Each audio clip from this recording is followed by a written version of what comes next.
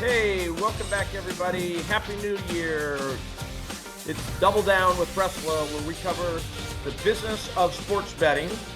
And hope everybody had a fabulous New Year's celebration. And here we go with our first episode of the new year. And we have Martina Åkerlund coming all the way from Nice, France, here to talk about her first experience in Las Vegas.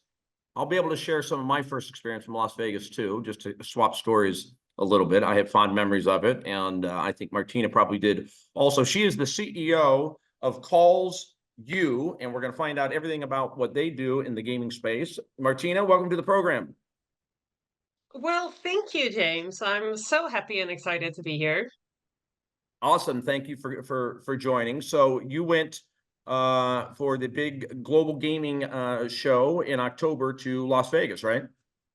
Yes, correct. And it was my first time ever, both my first G2E and my first visit to Vegas. So it was an experience. So let's start with let's start from the beginning, because I love Vegas stories. I'm just a huge Vegas fan. So my quick story: I was first there when I was, I think, 12 years old. My dad took we took the family on a cross-country trip. Let's see, what year would that have been? It would have been right around 1980. So this is pretty old school Vegas time, and we stayed at a place called the Aladdin, which is now where Planet Hollywood Hotel is. And then we went again when I was 17, which was a more memorable trip because we saw Frank Sinatra at the Golden Nugget downtown in kind of an old showroom style where you tip the guy to take you to your seats and so on. So pretty good old school. So you missed that part of Vegas, but Vegas is always great and always getting greater. A lot of people complain about the direction it's gone in, but not me. I think everything about it is awesome. So let's start with your flight. Nice to where? It was Nice to New York and New York, Vegas. So it wasn't too bad. Okay. So yeah, you're starting off in, well, there's really no clock in Vegas anyway to begin with. So you can kind of run on whatever clock you want to run on. So you shouldn't have had too much problems with sleep, etc. Oh no, and that's of course interesting because people are coming from all over the world, and someone is always jet lagged on another time zone, and there's always someone that happy to keep you company. So yeah, that's interesting and fun about Vegas. Yeah, yeah. So what was your first impression in seeing the strip? Um, Big and beautiful. I think like I maybe had this 80s kind of thing of Vegas, but I think like I got positively like surprised. I really people so friendly, and also coming from Europe, in the US, you really know service and how to do things like grand, big, beautiful. So someone told me it's the Disneyland for adults, and I just have to agree. Yeah, yeah. And now we have a new addition, which is the Sphere, and which I actually just went to the U2 concert at the Sphere. That's pretty Lovely. cool. Yeah, unfortunately, I didn't go, but I stayed at the Venetian, and so I had a view from my hotel room of the Oh, Sphere. wow. Yeah, and it Amazing. was amazing just to see it from the outside, as it was like beautiful all day round. Yeah, well, I hadn't thought about this, but that normally would not can be considered one of the best views because you're not getting a strip view. But now all those rooms have Sphere view. Exactly, and I thought the same. Like before the Sphere, it felt like it was a big parking lot or something. But now with the Sphere, it was amazing.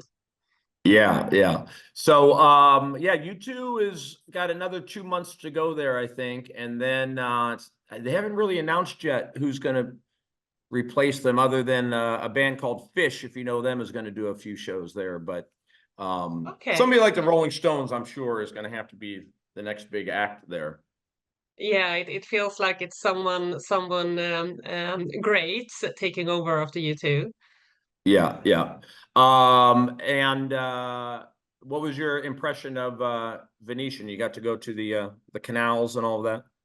Yeah, and like once again, being European, and I visited real Venice a couple of years ago, and that is of course beautiful, but it's the Vegas style. I think the Venetian, it's beautiful. It's so big and grand, and I remember just like getting to my room. I think it was like a 10 minutes walk or something, but Yeah. beautiful, big. Yeah, yeah. Well, and the latest thing is Fontainebleau, which you probably saw, the big blue tower that just opened in December. That had a long story to it, but it basically was built, I think, in about 2007, and then mothballed due to the Great Recession, and finally revived and just opened. I haven't really heard any reviews of it yet, but looks pretty great. I can imagine. So tell us what you were doing at G2E. So G2E, I launched and started with CallsU the 1st of September last year. So coming to G2E, that was like part of both like getting the word out there about CallsU and what we do, and also building the brand and getting new customers on board. And just to explain what we're doing, so CallsU, we're doing customer activation and reactivation. So if you are an operator, you have a player visiting your site but not depositing, then we reach out. And my partner, he's got 2 masters in marketing and a PhD in behavioral science, and he's done this for 15 years. So of course he knows really well how to engage with a player. And we are working with 14 different kind of communication methods. The call is, of course, that's our core, and the communication method that gives the most amazing results.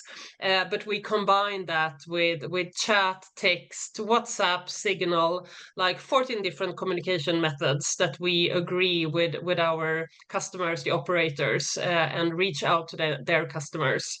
And working with us, you can experience like 10 to 20 to 30% increase of the conversions that you have originally. And also, So yeah, if I simply visit a site, do you have a way of finding out who I am, or would it have required for me to actually sign up and give my email and phone number and all that? yes, you have to register for us to Okay. reach out. But if you're not depositing, then we will reach out to you. We always do this in a like, of course, like personalized way, but also a responsible way. Being like sustainable and responsible in our communication is key for us, and also working together with the operator that we do it in a good way to build a brand and support the players. So I think in looking at your site, you guys kind of made a big deal about phone calls being important, right? Yeah. So, let's talk a little bit about that, because, most people are annoyed by spam calls. And, me personally, if I get a call on my cell phone and I don't recognize the number, 9 times out of 10, I'm not even going to answer it. If they somehow tricked me into answering it, and then I hear that kind of like 3-second delay before the person on the other side comes up, which typically indicates spam, I'm usually hanging up then. If I'm still hanging on, and as soon as the person starts talking and I realize it's spam, then I hang up. So how do you guys traverse all that? Well, I would say first, like calling in I would say the good time of the day, like you like preferably not like working hours, but like the afternoon, not too late in the evening. That's a good time to reach out. Then like we always work with personalized communication. So like when we start talking with you, we're an extension of our customer's brand, and we want to engage with you. We want to hear what did you feel about the website? Why didn't you deposit? Can we improve? We're happy to give you a welcome bonus. Like everything is about it's a service for the player. And if you don't want to speak, then we never force you. This should be something that is positive for the player. It's a service.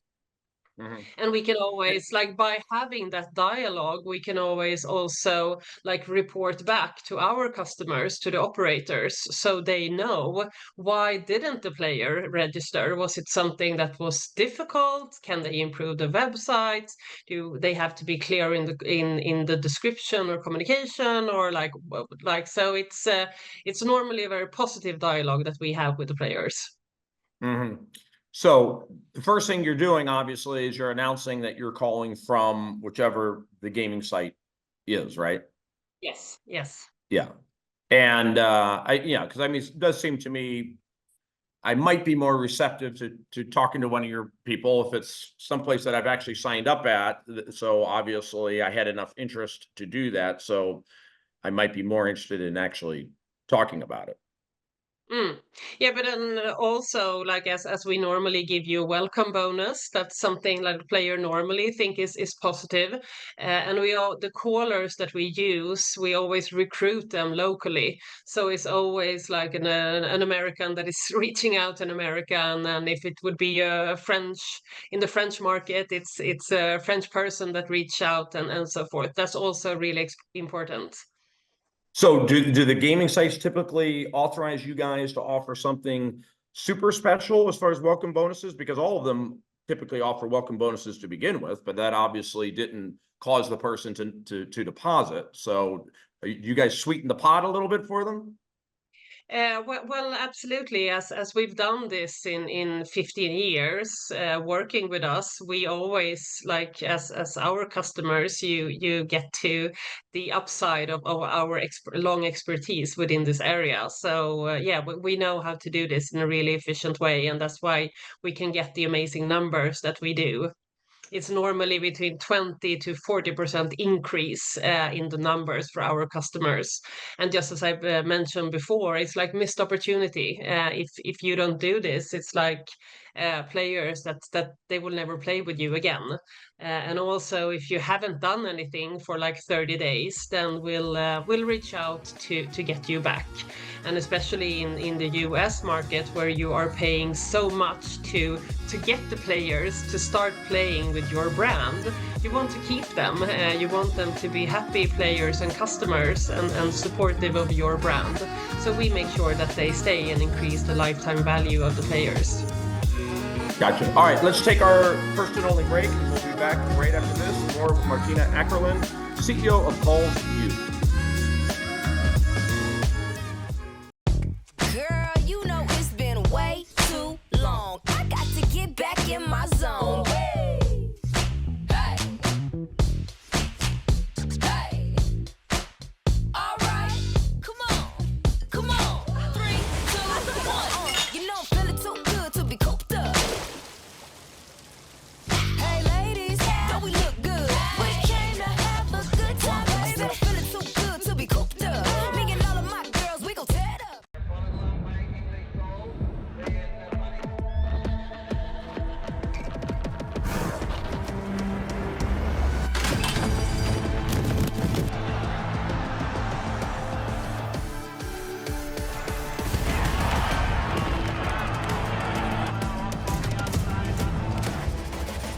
Like the Kentucky Derby, Woodford Reserve Bourbon is a spectacle for the senses.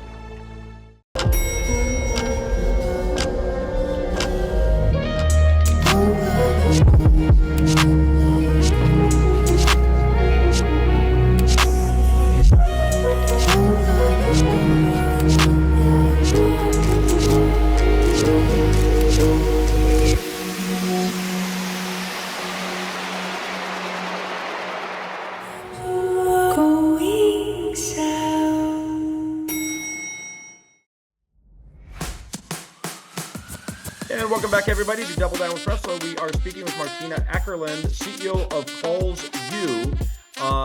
So tell us, are you able to give the names of the companies that you're working with in the U.S.? No, sorry. I can't. But you are in the U.S. Sorry? But you are working in the U.S. Yes, we are. We're working all over the world. We have experience from about 40 different countries, 40 different languages. So yes, we're live all over the world. Not Russia, not China, not Belarus, but not India, but otherwise all over. And are you able in to work for competing companies at the same time, or you kind of set a rule that no, we're only going to work with one? We can do it. We can do both. With like market leaders, we can do exclusivity, and in some markets we are, and that is of course something that we have come to an agreement with one of the market leaders, normally one of the three market leaders. But we can also support different on the market. But normally the overlap isn't that big, so it works really well. Mhm. And how do you guys get compensated? Rev share in Europe, US, like different ways of rev share due to license questions. Wow. So you are registered as an affiliate in a number of markets in order that you can rev share? No, we're a supplier. Okay. So anyway, I'm not totally familiar with the laws in the US, but I thought in order to rev share in the US, a lot of states require some special licensing. Yes, and then that's for the US market, we have set up that so we are in line with regulations. That is, of course, super important for us. Gotcha. And so it's super important to your business model, I presume, the whole rev share thing, because these companies essentially have nothing to lose. They're only paying you if you on success. That's straight to the point, James. Exactly, and that's how we want to cooperate and work with our customers. We build really strong partnerships where we make each other even better working together. And as I mentioned before, it's like not reaching out to this non-depositing or the players that stopped playing. It's like missed opportunity for our customers. So we build it on rev share basis. When our customers are successful, we are as well, and we believe in strong partnerships. So for us, it's a win-win situation that we're happy to create. Right. And you don't need to share particulars of any particular deal because I'm sure they're all different. But just out of curiosity, these rev share deals, how long do they extend for? You bring in a customer, do you get rev share indefinitely? No, like, as long as we're working together, absolutely, and then it's a negotiation between us. But we've never had a customer leaving us, so this, like everyone that's working with us, has never left us for a competitor. So it's never been a question for us. Well, but I guess I'm talking about an individual player that you guys were the ones that delivered. That player continues to play for years. If you guys are responsible for bringing in a new customer, if that customer gambles or plays for the next 10 years, you guys get rev share for the next 10 years, or does it usually have some time element to it? No, then as long as the player is active, we get rev share. Gotcha. And how much of your business would you say is focused on players who never deposited versus players who have played for a year and then stopped playing? Well, I would say it's about 50-50. We have really good numbers for both of them, and our customers, we support them in both processes. So it's about 50-50. Mhm. And what do you guys do? We've talked about phone calls, cold calling essentially. What else do you guys do as far as reaching out to these players? It's emails, chat, SMS, WhatsApp, Signal, like most communication methods. And when you do a deal with a company, do you pretty much you guys take over this entirely? So all communication with customers goes through you guys, or is it only the communication with players who aren't playing? It's only the communication that is non-depositing and reactivation. So our customers, they have the operator, they have their communication strategy, and we have our long expertise and experience within activation and reactivation. So we suggest how to do it, and we align that with the communication strategy of the customer. And we always, like, our customer, they approve all the callers. They can always listen. We record the phone calls. They can listen to it. We analyze the outcome that we get. We analyze the high delivering callers compared to the one that are not doing as well, to always improve the numbers. And we always report back to our customers. So the operator gets monthly and daily reporting on how it's developing and the feedback that we get from the customers as well. So if the customers if the players are saying maybe that the registering site is unclear or anything is unclear, our customers will get that information. And in your years of doing this, is there any kind of number one reason that you learned that caused somebody not to deposit when they first signed up? You hear so many things, but it's really interesting. Like some players, they think that maybe they went to a completely different kind of website. They thought they were looking for I don't know, refrigerator or like whatever. So it could be like unclear website and information, as well as the registration process was too difficult to complete. And then what about for players who had played but then stopped playing? Excuse me?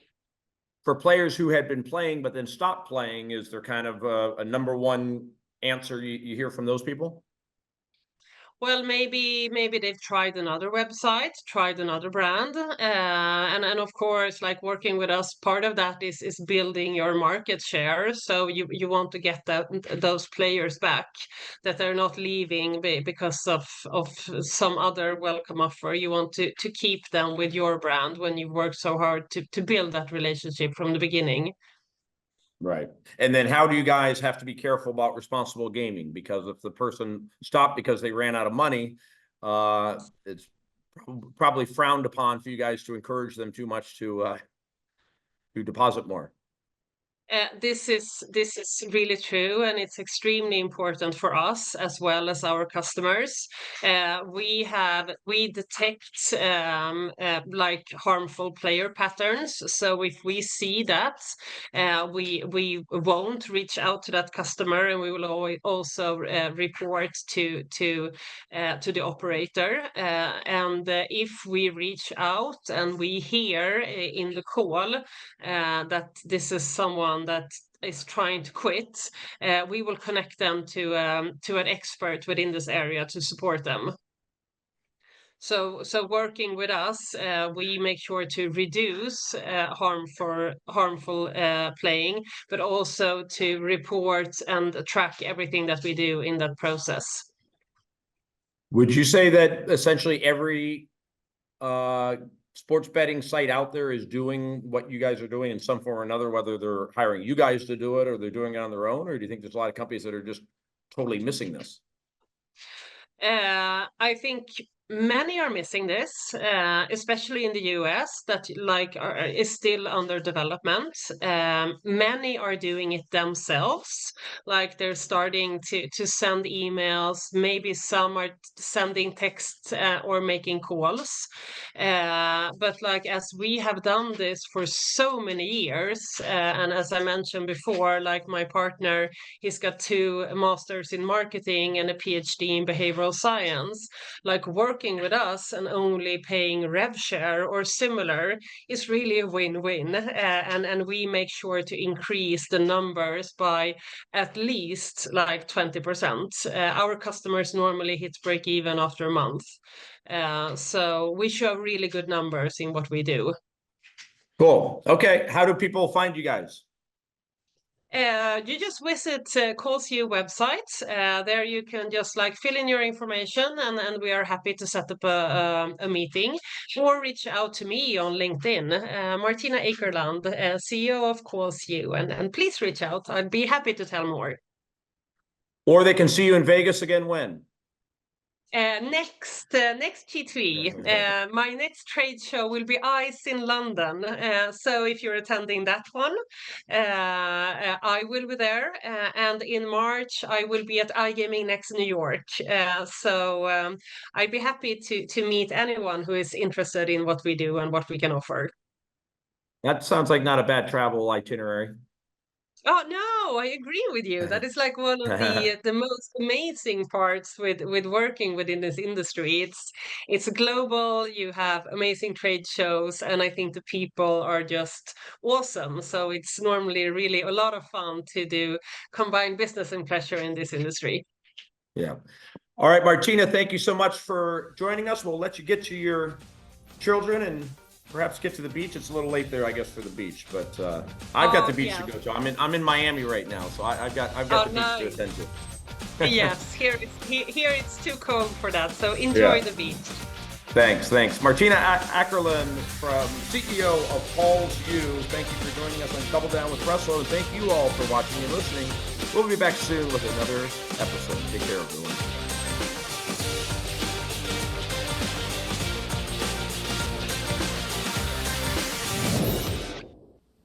I want you to smash that like button.